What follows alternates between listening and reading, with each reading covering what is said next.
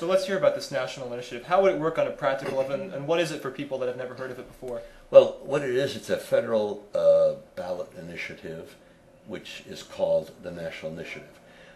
People in 24 states and in over 200 communities can make laws by initiative, and in those states, it works very, very well. They get a certain number of signatures, and they get a right. They get it qualified and all that. Right. Now, I have written a piece of legislation, this national initiative, which really is much further advanced than what the laws we have in those states. Much better. There's deliberative procedures. Essentially, I've copied the procedures in the Congress and in state legislatures. I was Speaker of the House in Alaska.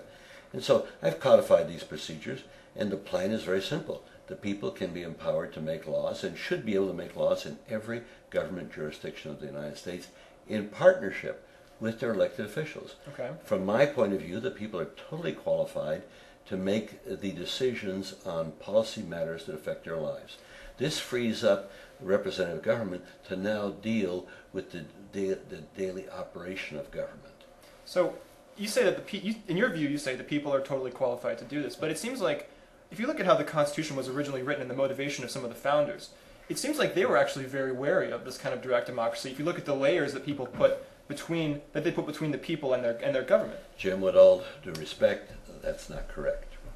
Because if you take the statements of George Washington, James Madison, Thomas Jefferson, James Wilson, they all said that the people should and have the right to make laws. They all said that. And they're quoted extensively. They meant it literally, though? Not through their representatives? Totally literally. Okay. Totally literally. In fact, what is the Declaration of Independence but lawmaking that ties, that binds all of the people? Right. So what had happened was they went to the convention in Philadelphia. They cut a deal to go ahead and have slavery put in the Constitution for perpetuity. Right.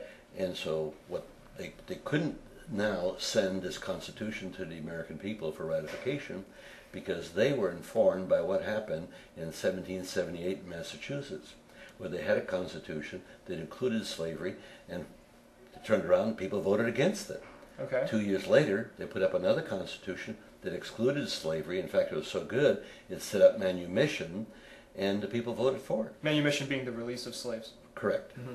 And then so what happens is that they knew that sitting in Philadelphia, that if they're going to make a deal with slavery, they cannot involve the people. So what did they do?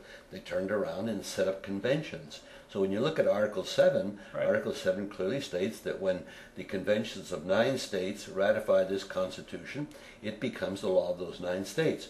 So as a result of slavery, the people's lawmaking ability was pushed aside. Now you can see the normal human nature of these leaders. They're elite property owners, and so they now have control of the government. The Constitution has been ratified, and so they perpetuate their power at the expense of the American people. And that's where we stand today, except for what happened at the turn of the century with the progressives, who instituted IRR laws, right. and that permitted these 24 states to make laws. Now we need to take the next step, and that is to have a federal law and constitutional amendment that then permits all Americans to participate in their form of governance as lawmakers. And that's what the National Initiative is. So you see it as really a purification and kind of a perfection of what the founders had originally wanted. Totally. And not only a perfection, what it does, it's even more significant than that. Because what this is, changing the paradigm of human governance. And once the United States does this, it'll go around the world like wildfire. And there's only one country in the world that has this. That's Switzerland. They brought it into their constitution in 1848 after a 3-year religious civil war. Now Switzerland has 4 languages, 4 cultures, right.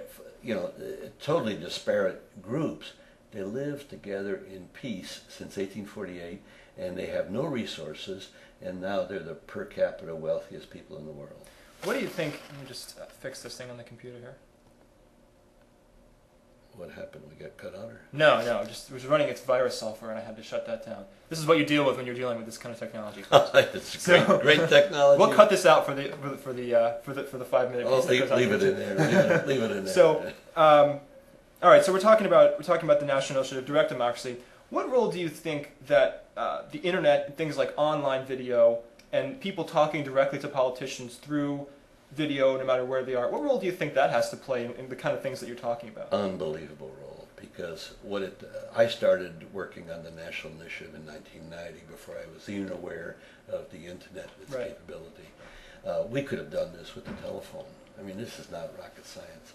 But what happened now with the internet coming into being, people realize that there's no reason why people can't get involved in governance with the technology we have today.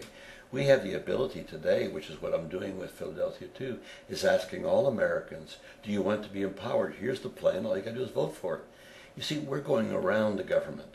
The Congress will never empower the American people. It just won't do it. It dilutes their power. So the people have to assert themselves directly, as they did through indirection with the ratification in Article 7. And so I'm using Article 7 as the, let's say, the basis for going forward, since the Congress left out procedures for the people. And the reason why they left them out is very clear. The people would have altered slavery immediately.